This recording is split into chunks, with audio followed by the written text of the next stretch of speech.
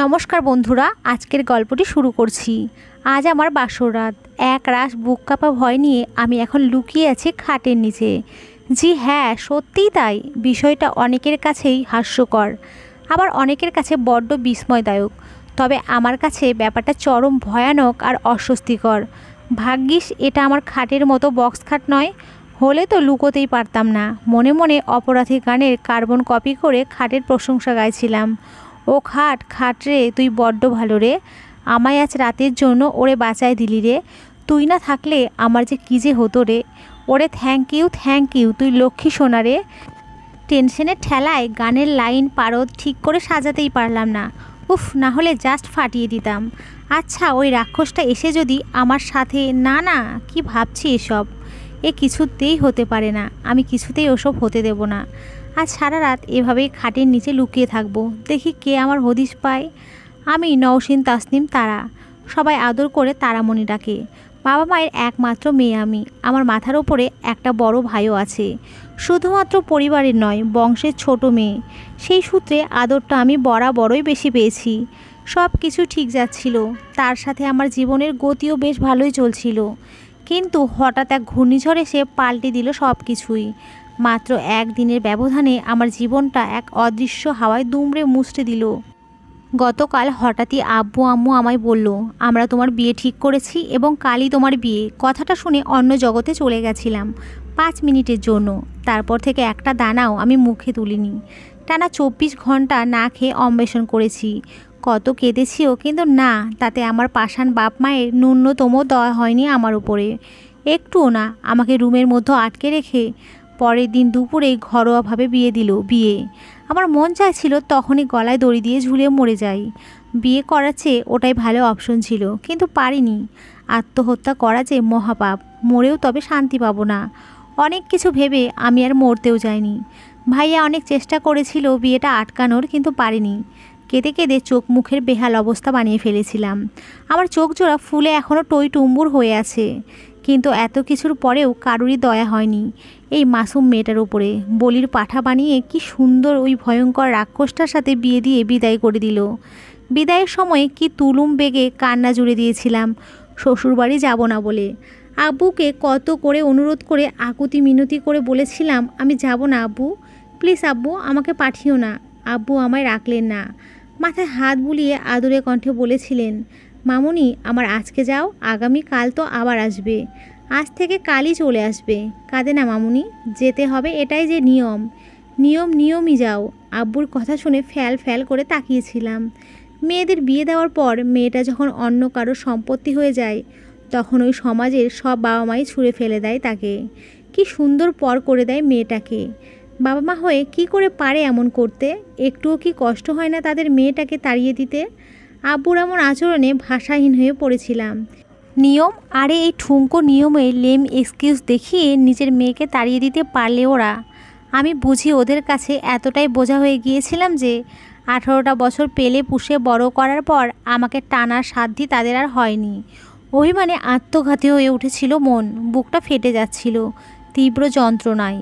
ভাইয়া যখন শয়তানি করে বলতো আমায় কুড়িয়ে এনেছে, তখন কথাটা কানে তুলতাম না আমি, অথচ আজ আমার সত্যিই মনে হচ্ছে আমাকে কুড়িয়ে এনেছেন ওনারা। আপন মেয়ে হলে কি এতটা নিষ্ঠুর আচরণ করতে পারতো আমার সাথে? কখনো না। চোখ মুছে নিজে থেকে গাড়িতে উঠে বসেছিলাম। কি দরকার তাদের কাছে থাকতে চাওয়ার, যারা আমায় রাখতেই চায় না। এরপর আর একটা কথাও বলিনি আমি কারোর সাথে। অভিমানে ক্ষিপ্ত হওয়া মন কথা বলার ইচ্ছে প্রকাশও করেনি। তাই আসার সময় ভাইয়ার কথা খুব মনে পড়ছিল। শেষবার কবুল বলার আগে দেখেছিলাম ভাইয়ার চোখ মুখ লাল, রাগ আর চাপা কষ্টে লালাবো ছিল চোখ জোড়া। আর যদি ওর হাতে সব দায়িত্ব থাকতো, যদি ওর করণীয় কিছু থাকতো, তাহলে কিছুতেই আমার বিয়ে হতে দিত না ভাইয়া। খুব ইচ্ছে করছিল দৌড়ে গিয়ে জাপটে জড়িয়ে ধরে বলি, আমায় তোর কাছে রেখে দে না প্লিজ, আমি কোথাও যাব না ভাইয়া। কিন্তু পারিনি। আমি জানতাম ভাইয়া তখন কাঁদছে, তাই আমার সামনেও আসেনি। নিজেকে খুব অসহায় লাগছিল আমার হাসি খুশি জীবনটা বিধ্বস্ত হয়ে যাবে স্বপ্নেও ভাবিনি কখনো। 18তে পা রাখতে না রাখতেই সংসারের জাতাগলে পিষে মরণ হবে আমার রঙিন স্বপ্নগুলোর। নিয়তির এমন নিষ্ঠুরতা আমার সাথে করতে হলো। কোন পাপের শাস্তি দিল নিয়তি আমায়। তপ্ত দীর্ঘশ্বাস ফেলে অশ্রুসিক্ত চোখ জোড়া বুজে রইলাম। অদ্ভুতভাবে চোখ বুঝতেই নীল ভাইয়ার মুখটা ভেসে উঠল চোখের পাতায়। আর তাকে মনের চোখ দিয়ে দেখে সারা শরীর কেমন করে যেন কেঁপে উঠল। কেঁপে ওঠার কারণটা অবশ্য আমার অজানা নয়। যার সাথে আমার বিয়ে হয়েছে তার নাম নিলয় আহমেদ নীল। সম্পর্কে আমার প্রতিবেশী মামাতো ভাই হয় সে। আমাদের বাড়ির মধ্যবর্তী দূরত্ব মাত্র 15 মিনিটের। আমার থেকে প্রায় 7 বছরের বড় সে। ভাইয়া বিয়ে পাশ করে পড়তে গিয়েছিল বিদেশে। পড়াশোনাতে বরাবরই প্রচণ্ড ভালো সে, তাই মাস্টার্স কমপ্লিট করতে গিয়েছিল সেখানে। যখন ভাইয়া বিদেশে চলে গেল তখন আমি পড়তাম ক্লাস 8-এ। নীল ভাইয়াকে ছোট থেকে জমের মতো ভয় পাই আমি। 14 বছর বয়স পর্যন্ত ভাইয়ার হাতের কত হাজার চড় থাপড় খেয়েছি তা হিসাবের বাইরে। প্রচুর রাগী মানুষ নীল ভাইয়া। ছোটোবেলায় ওকে আমার ভালো লাগতো খুব। তবে ওর রাগী আচরণ, আমায় কথায় কথায় আমায় ধমক দেওয়া, গায়ে হাত তোলা, এসব আচরণে ওর প্রতি ভালো লাগাটা মন থেকে আস্তে আস্তে নিস্তেজ হতে লাগলো। আর মাথা চাড়া দিয়ে উঠল ভয়, করুণ ভয়। এতটা ভয় পেতাম যে ওর সামনে যাওয়াই বন্ধ করে দিয়েছিলাম আমি। অথচ নির্মম ভাগ্য কী করলো, সেই লোকটার সাথে জুড়ে দিল আমায়। আর আজ তার সাথে আমার বাসর ঘরে ঢোকার কোনো পরিকল্পনাই ছিল না আমার। একটাই জেদ নিয়ে বসেছিলাম আমি, এই ঘরে ঢুকবো না মানে ঢুকবই না। সবাই অনেক করে বুঝিয়েছিল, কিন্তু আমি আমার সিদ্ধান্তে ছিলাম দৃঢ় অনুসারী। কুল কিনারা না পেয়ে শেষমেশ মামুনি আমায় বুঝদারের মতো বললেন, আমি জানি রে মা, হঠাৎ হয়ে যাওয়া বিয়েটাকে তুই মেনে নিতে পারিসনি, আর এটাই স্বাভাবিক। কিন্তু তোর অমত থাকা সত্ত্বেও আজ যে নীলের ঘরে তোকে থাকতে হবে, তারা শুধুমাত্র নিয়মের খাতিরে নয়, সবার সম্মানও জড়িয়ে আছে এখানে। প্রতিবেশীরা ইতিমধ্যেই কানাঘোষা শুরু করে দিয়েছে যে মেয়ে হয়তো বিয়েতে রাজি ছিল না, তাই বাসর ঘরে ঢুকতেই চাইছে না। কেউ কেউ বলছে তোর হরমোনাল কোনো প্রবলেম আছে। ব্যাপারটা সময়ের সাথে সাথে বিদঘুটে রূপ নিচ্ছে তার। লোকজনকে সুযোগ দিস না কথা শোনাবার। আজ রাতটা নীলের ঘরে থেকে জামা, কাল থেকে আর থাকতে হবে না তোকে। শুধু আজকের রাতটা আর জেদ ধরে থাকিস না লক্ষ্মীটি আমার। ব্যাস, মামনির অনুরোধে আমার সব জেদ ভেঙে চুরচুর হয়ে গেল। আমি আর না করতে পারলাম না ওনার মুখের ওপরে। মামনি আমার জীবনের খুব কাছের একজন মানুষ, যাকে আমি আজ পর্যন্ত কোনো কিছুতেই না বলিনি।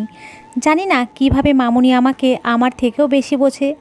যে কথা আমি আম্মুর সাথে শেয়ার করতে পারতাম না, সেগুলো সব মামনিকে বলতাম। প্রচণ্ড ভালোবাসেন উনি আমাকে। কী করে বলতাম ওনার মুখের উপরে না। হতাশা, ক্লান্ত শরীর আর তার সাথে ভেতরে থাকা প্রকাণ্ড ভয় নিয়ে ঢুকেছিলাম ঘরে। প্রায় 1 ঘন্টা যাবৎ নানান বয়সের রমণীরা পাহারা দিয়েছে আমায়। তার সাথে তাদের 3rd ক্লাস সব হাসি ঠাট্টা তো আছেই। অসহ্য লাগছিল আমার, চরম অসহ্য। কথাগুলো বিষের মতো লাগছিল গায়ে। চেঁচিয়ে বলতে ইচ্ছে করছিল, চুপ করো তোমরা সবাই, আমার ভালো লাগছে না, কিচ্ছু ভালো লাগছে না। খুব কাঁদতে চাইছিল মন। বর্ষা যেমন মুষলধারা বৃষ্টিতে ভাসিয়ে দেয়, সব কিছু ঠিক তেমন আমারও ইচ্ছে করছিল চারপাশ ভাসিয়ে দিতে।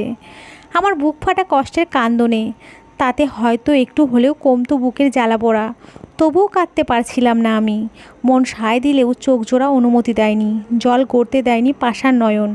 কারণ ওরা ছিল বড্ড ক্লান্ত। সবাই চলে যেতেই দিশেহারা হয়ে ছুটোছুটি করে খুঁজেছি লুকোনোর জায়গা। অতঃপর জায়গা পেলাম খাটের নিচে। গুটিসুটি হয়ে বসে আছি প্রায় 15 মিনিট ধরে। কোমর বাঁকিয়ে অতি কষ্টে লুকিয়ে আছি আমি। মাত্র 15 মিনিটেই কোমর ব্যথা হয়ে নাশ নাশ হয়ে গেছে। উফ, রাক্ষসটা কী করছে কি জানি, এত দেরি করছে কেন আসতে। ব্যাটার তো বাসর করার খুব শখ, নাচতে নাচতে বিয়ে করতে গেল। কাজী যখন কবুল বলতে বলেছিল, শালা বজ্জাত পোলা 1 সেকেন্ডও দেরি করেনি। হাব ভাব দেখে মনে হচ্ছিল ঝটপট কবুল না বললে ব্যাটার বউ চুরি হয়ে যাবে। আমি বেশ বুঝি আমার ওপরে মেন্টালি ফিজিক্যালি টর্চার করার জন্য আব্বু আম্মুকে পটিয়ে পটিয়ে বিয়ে করেছে আমায়।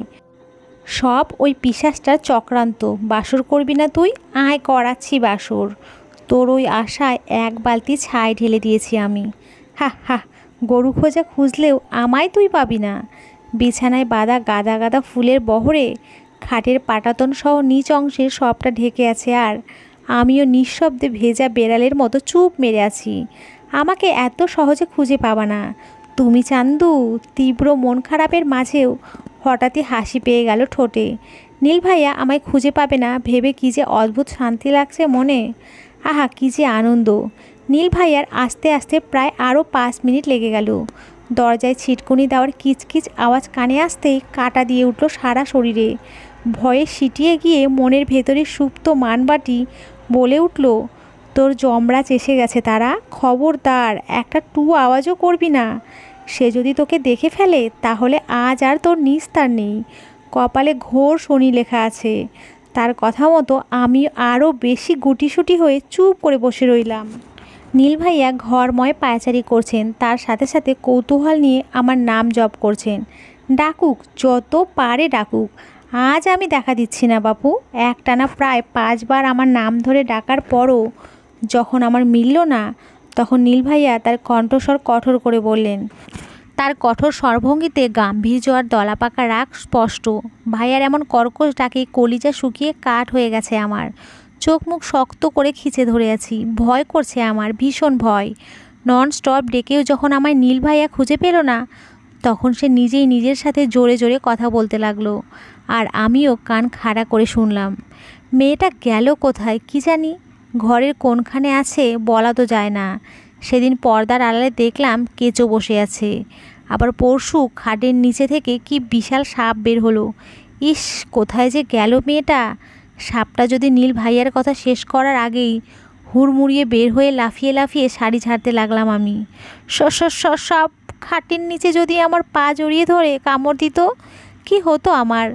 জীবন বাঁচানো ফরজ কাজ, তাই 7 পাঁচ না ভেবে বেরিয়ে এসেছি ওখান থেকে। বাবা, বেঁচে গেছি। সাপ খোপ থাকলেও আর আমায় ছুঁতেও পারবে না। বুকে হাত দিয়ে জোরে জোরে শ্বাস নিয়ে জিরিয়ে নিচ্ছিলাম শরীর। এখন একটু ভয়মুক্ত হলাম, বাপ রে। কিন্তু স্বস্তি ভরা অনুভূতি আর বেশিক্ষণ টিকল না।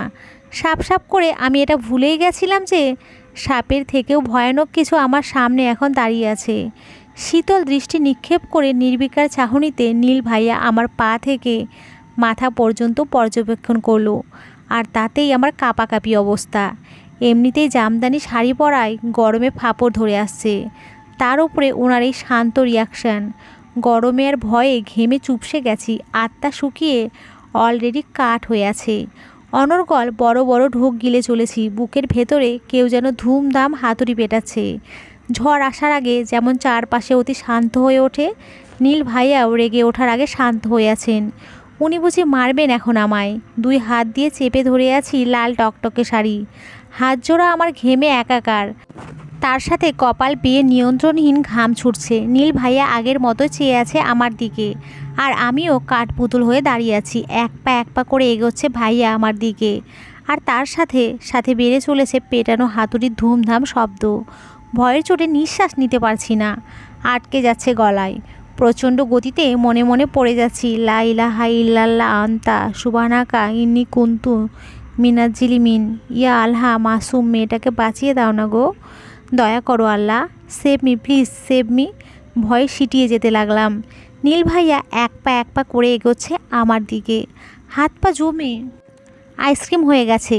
যেই দেখলাম আমার আরও কাছে চলে আসছে উনি, তখনই জুড়ে দিলাম তুমুল বেগে কান্না। নীল ভাইয়াকে দেখালাম, উনি হালকা হাঁ করে তাকিয়ে আছেন আমার দিকে। দেখে মনে হচ্ছে উনি চরম অবাক। হলে হোক, তাতে আমার কি। ধীরে ধীরে কান্নার বেগ আরও বাড়িয়ে দিলাম। আর একটু বেশি বাড়িয়ে দেওয়াতে উনি ছুটে এসে আমার মুখ চেপে ধরলেন। এই, তুমি কাঁদছো কেন পিচ্ছি পাখি? প্রশ্নবিদ্ধ কণ্ঠে নীল ভাইয়ার মুখে তুমি ডাকটা শুনে আমার কান্না কাকতালীয়ভাবে ভ্যানিশ হয়ে গেল। সক্রিয় থাকা অস্থিমজ্জা হতবাক হয়ে অবশ হয়ে উঠল। মাথায় প্রশ্নকুণ্ডলী পাকাচ্ছে। তুমি? উনি কি আমায় সত্যি তুমি ডাকলো, নাকি আমি ভুল শুনেছি? নীল ভাইয়া আমায় কখনো তুমি বলে সম্বোধন করতো না। সব সময় উনি আমায় তুই করে ডাকতো। আজকে দ্বিতীয়বারের মতো তুমি ডাকছে, আর হঠাৎ তুমি ডেকে ভ্যাবাচ্যাকা খাইয়ে দিচ্ছে আমায়। কথাটা হজম করতে পারছি না, একেবারেই নয়। আমি নীল ভাইয়ার দিকে কান্নারত দৃষ্টিতে তাকালাম। ওনার দিকে তাকিয়েই চোখাচোখি হলো তার সাথে আমার। ওনার দৃষ্টিতে প্রখর নেশা। এই নেশা যেন আমায় পুড়িয়ে ভস্ম করে দিতে চাইছে। কেন জানি না, ওনার চোখজোড়া আমায় থমকে দিয়েছে। মনে হচ্ছে নীল ভাইয়ার নেশাতোষ নয়নের দিকে তাকিয়ে হিপনোটাইজ হয়ে গেছি। তাই তো চোখ সরাতে চেয়েও পেরে উঠছি না, ব্যর্থ হচ্ছি বারবার। কি হলো, চুপ করে আসো যে? নীল ভাইয়া যে আমায় তুমি কেন বলছে তার অর্থটা ঠিক করতে পারছি না। ব্যাপার কি, রাক্ষস থেকে রোমান্টিক ছেলে হতে চাইছে নাকি? আচ্ছা বেটা, এত অদ্ভুত প্রশ্ন কেন করছে? আমি কেন কাঁদছি? Like seriously? জোর করে কবুল পড়ায় টাইনা আইনা এখন কস কেন কাঁদছ পিচ্ছি পাখি? শালা, বিয়া করার টাইমে তোর মনে আছিল না মুই এখনও পিচ্ছি আছি? বাল্যবিবাহ করা অন্যায়। বেটা মামুনির ছেলে না হলে এতক্ষণে নির্ঘাত ফাঁসির দড়িতে লটকাতাম তোকে। উফ, রাগে শরীর রীতিমতো জ্বলছে আমার। আমাকে চুপ থাকতে দেখে ভাইয়া 2 কদম পেছলো। শুকনো দৃষ্টিতে আমার মুখের দিকে তাকিয়ে আবারও কাছে আসলো। 2 হাত দিয়ে আমার চোখের পানি মুছে দিল। আমার গালে হাত রাখতেই কেঁপে উঠলাম আমি। আকাঙ্ক্ষিত ওনার এভাবে ছুঁয়ে দেওয়াটা আমার মোটেও পছন্দ হয়নি। এমনিতেই গুটিয়েছিলাম, এখন আবার ওনার এখনও কাজে আরও গুটিসুটি হয়ে গেলাম।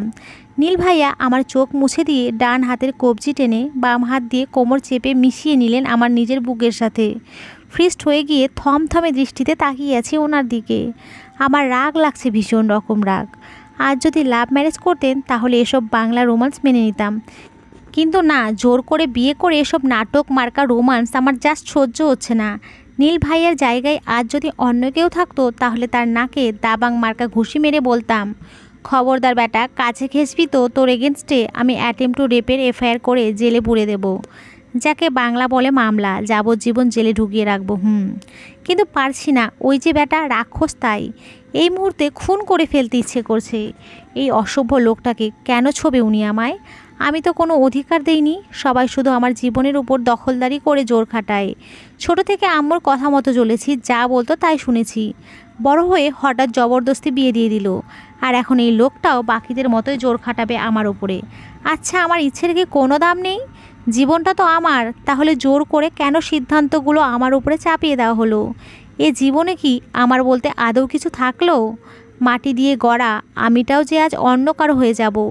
যাকে মানসিকভাবে মেনে নিতে পারিনি, তার সাথে এক বিছানায় এক ঘরে, এমনকি পুরোটা জীবন কাটিয়ে দিতে হবে আমায়। কি করে পারবো আমি এই জীবন নিয়ে বাঁচতে?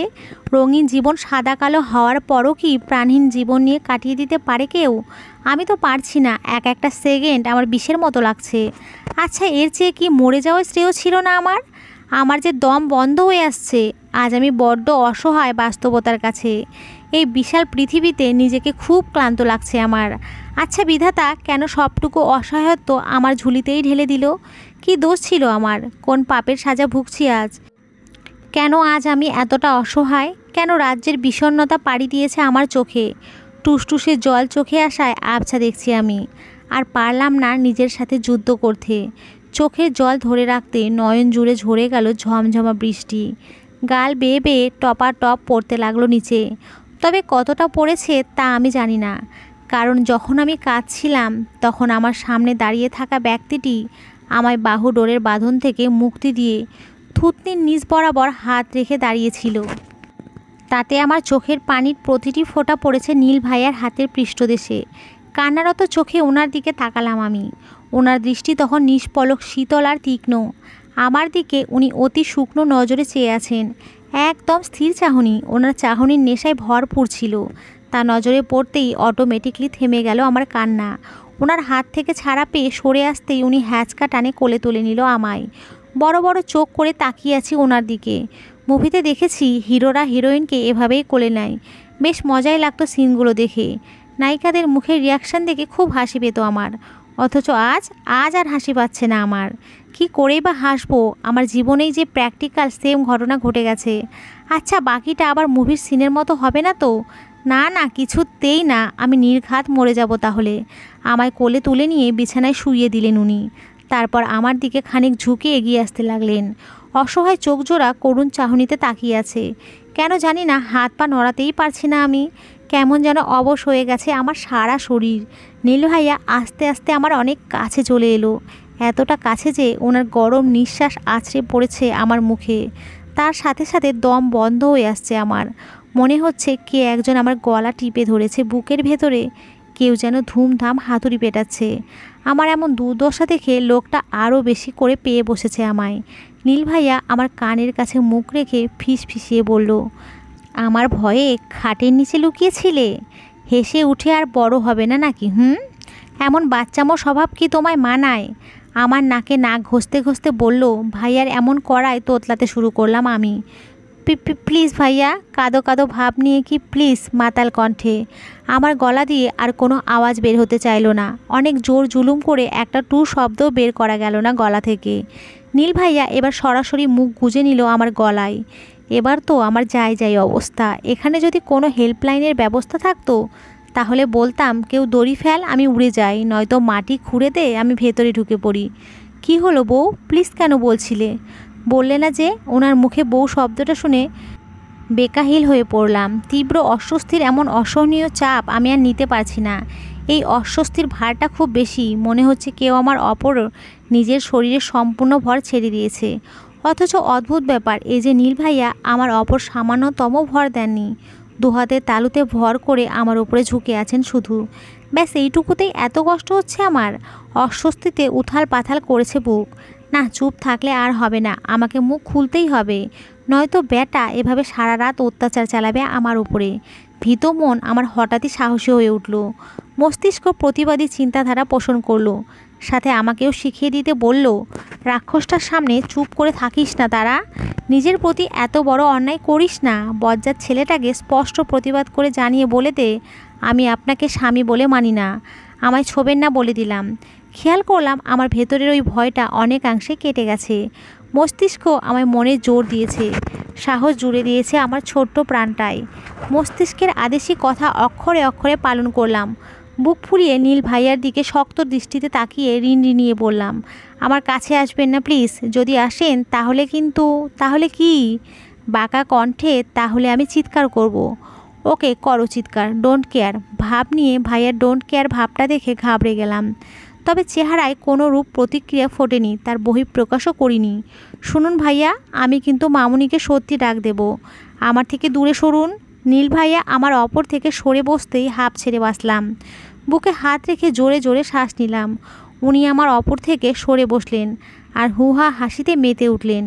ওনার হাসির ঝংকারে ঘরময় বেজে উঠল প্রতিধ্বনি। ওনার এমন হুহা হাসি দেখে ভয় পেয়ে গেলাম। দুই একবার হু হু করে হেসে নিল ভাইয়া। আমার দিকে আরও এক ধাপ এগিয়ে আসলো, আমার চোখ বরাবর নিজের দৃষ্টি স্থাপন করলো। মুচকি হেসে বলল, মাকে ডাকবে? তা ডেকে কি বলবে শুনি?